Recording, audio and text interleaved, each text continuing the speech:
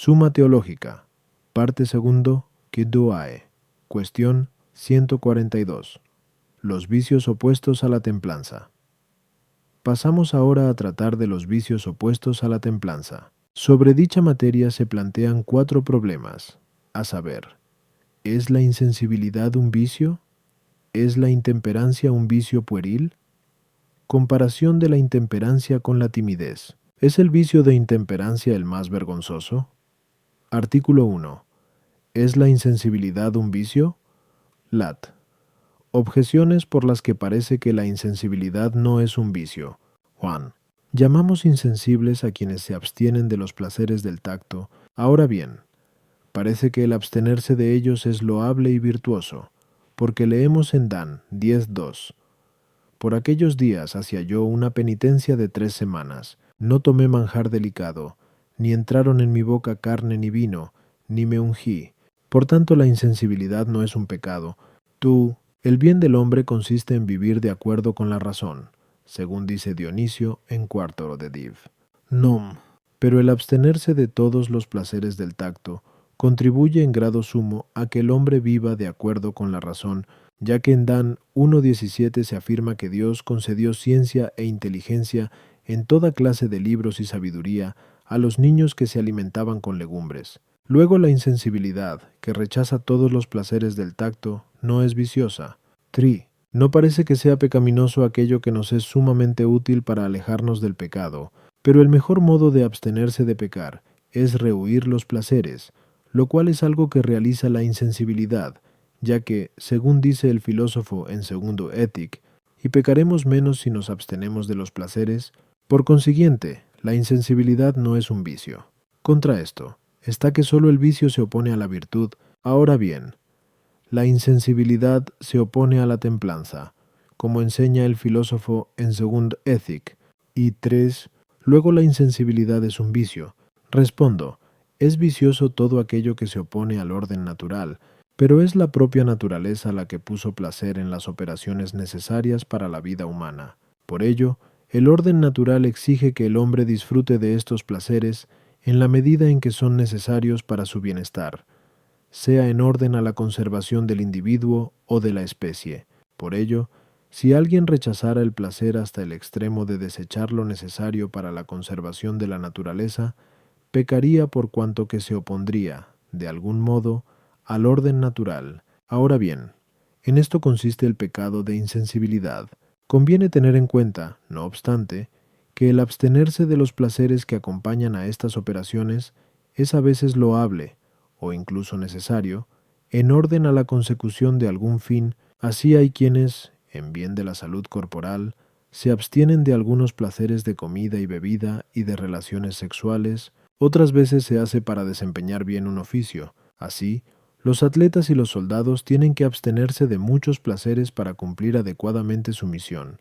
También los penitentes se abstienen de estos goces, como si observaran un régimen, para conseguir la salud espiritual, y los hombres que quieren entregarse a la contemplación y a la vida del espíritu tienen que abstenerse aún más de los placeres de la carne. Ahora bien, en ninguno de estos casos puede decirse que incurran en el pecado de insensibilidad, puesto que todos ellos obran conforme a la recta razón. A las objeciones 1. Daniel se privaba de estos placeres no porque los despreciara como malos, sino por algún otro fin laudable, es decir, para prepararse adecuadamente a la más alta contemplación, privándose de los placeres corporales. Por eso, inmediatamente después, vi 4ss, se narra la revelación que se produjo. Puesto que el hombre no puede hacer uso de la razón sin recurrir a las facultades sensitivas, las cuales precisan de un órgano corpóreo, tal como dijimos en la primera parte, Kios Tunos, 24:7. 8. Síguese de ahí la necesidad de que el hombre sustente el cuerpo para poder servirse de la razón. Ahora bien, la sustentación del cuerpo se realiza mediante operaciones que proporcionan placer, por eso no es bueno para el hombre abstenerse de todos los placeres, pero, dado que el hombre no necesita hacer uso de todas las facultades corporales, siempre en la misma medida, para realizar todas las operaciones de la razón, le será necesario hacer uso de los placeres corporales en mayor o en menor medida, Por eso es loable la actitud de aquellos que se abstuvieron de muchos placeres para dedicarse a la contemplación y a transmitir a lo demás el bien espiritual. Por el contrario, esta actitud no sería digna de alabanza en aquellos cuyo deber es dedicarse a las obras corporales y a la procreación. 3. Hay que rehuir el placer para evitar el pecado, no de un modo absoluto, sino para que no se busque más allá de lo necesario. Artículo 2. ¿Es la intemperancia un pecado pueril? Lat. Objeciones por las que parece que la intemperancia no es un pecado pueril. Juan, al comentar el pasaje de Mt 18.3, si no os convertís y os hacéis como niños. Y dice Jerónimo, el niño no persevera en la ira, no se acuerda de la ofensa que le han hecho, ni se deleita al ver a una mujer hermosa, lo cual es contrario a la intemperancia. Por tanto, la intemperancia no es pecado pueril. Los niños no poseen más que las concupiscencias naturales. Ahora bien, en lo tocante a los placeres naturales, hay pocos que cometan intemperancia, según dice el filósofo en Terce Éthic. Luego la intemperancia no es un pecado pueril. A los niños hay que alimentarlos y ayudarlos, pero la concupiscencia y el placer, que constituyen el objeto propio de la intemperancia, han de ser aminorados y extinguidos, según se nos dice en Col 3,5. Mortificad vuestros miembros terrenos, la concupiscencia. Por consiguiente, la concupiscencia no es un pecado pueril.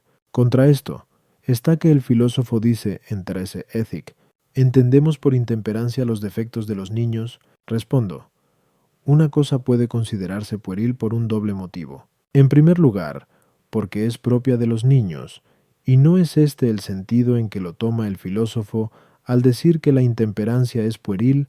En segundo lugar, por una cierta semejanza, y en tal sentido se dice que son pueriles los pecados de intemperancia. En efecto, el pecado de intemperancia es un pecado de exceso de concupiscencia, la cual se asemeja al niño bajo un triple aspecto. En primer lugar, en cuanto al objeto que ambos apetecen, tanto el niño como la concupiscencia buscan algo que no es bello, porque en el orden humano se considera bello lo que es conforme a la razón. De ahí que Tulio diga, en Ide Offic, que es bello lo que se compagina con la excelencia del hombre, la cual consiste en que su naturaleza es distinta de la del resto de los animales. Ahora bien, el niño no se somete al orden de la razón, como tampoco lo hace la concupiscencia, ya que la concupiscencia no escucha a la razón, según se nos dice en Seven Ethic. En segundo lugar, se asemejan en cuanto a las consecuencias. En efecto, el niño, si se accede a sus caprichos, aumenta sus deseos.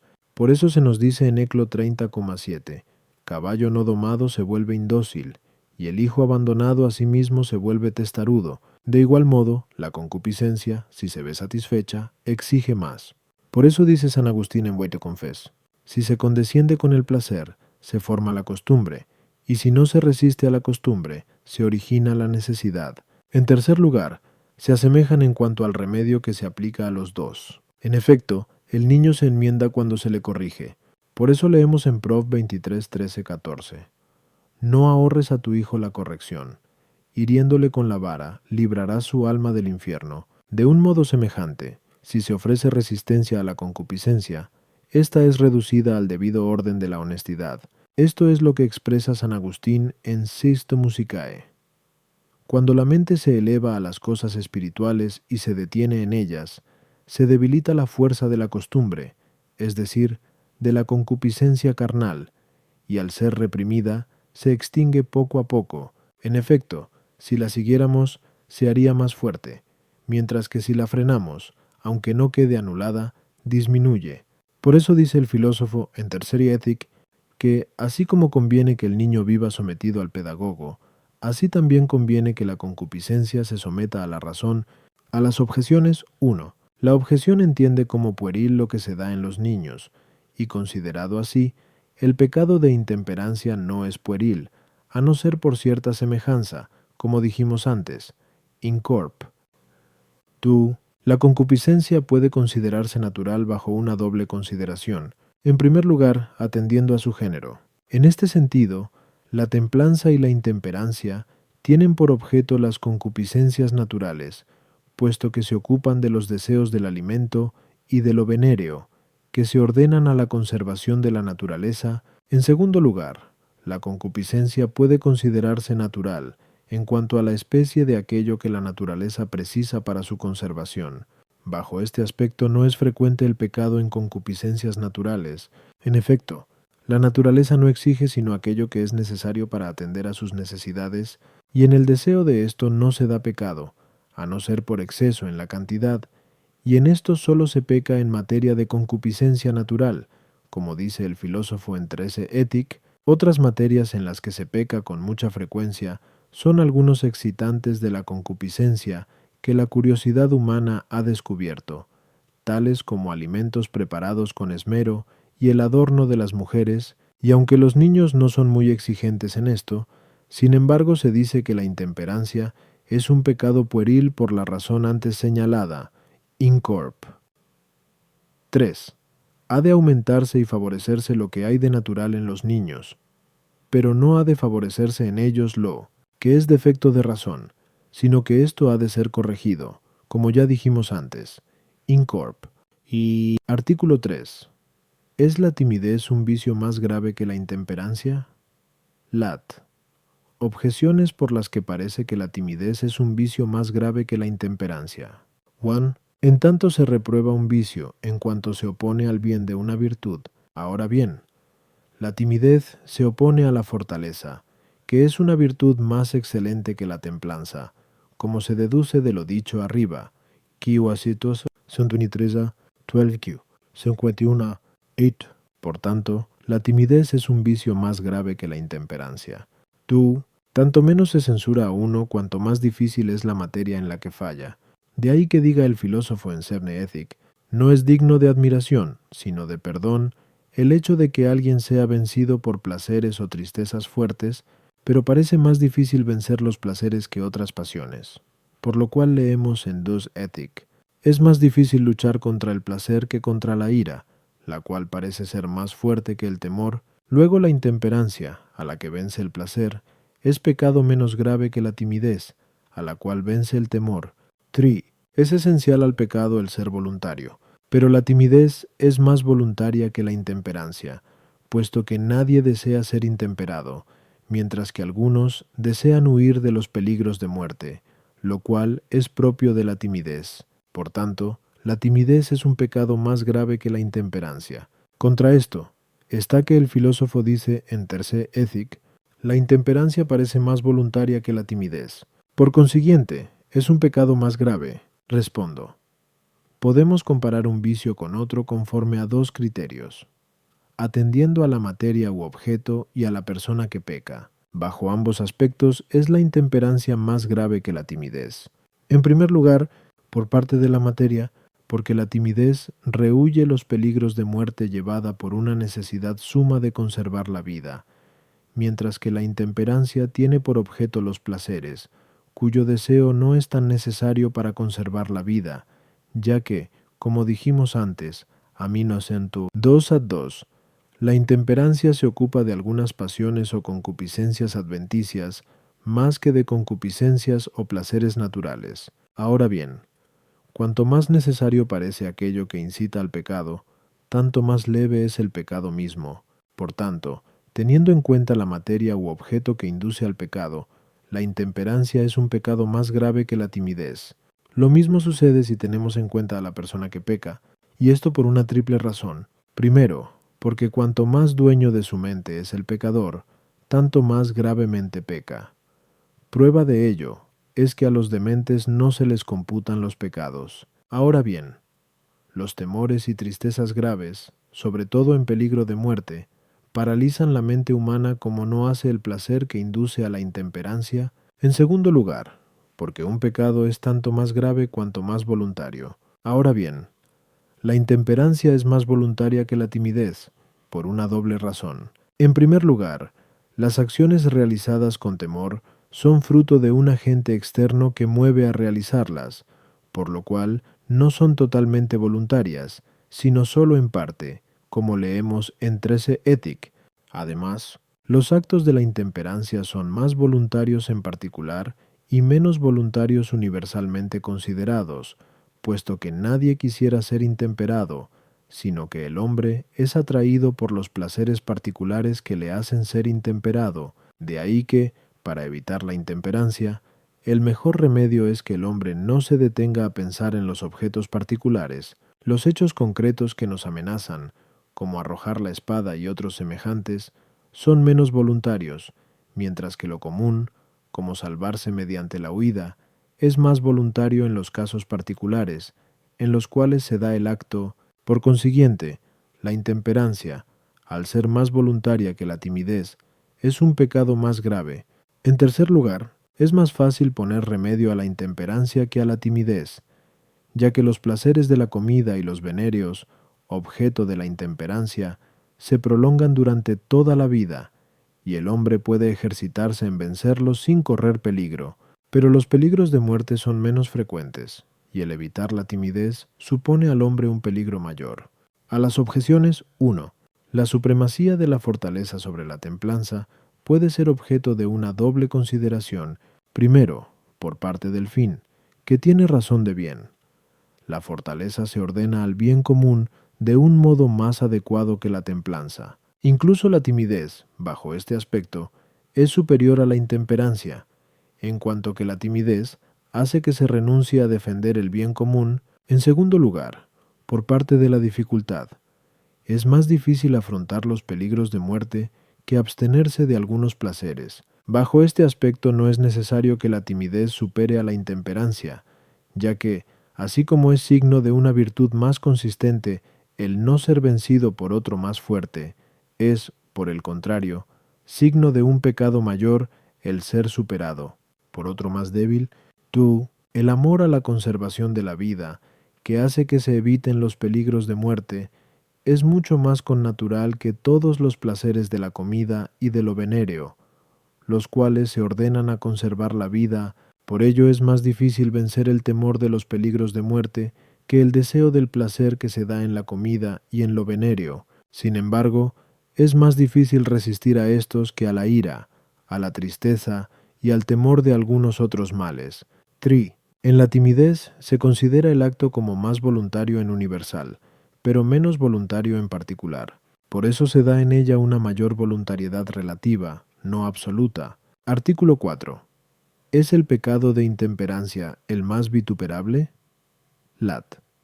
Objeciones por las que parece que el pecado de intemperancia no es el más vituperable.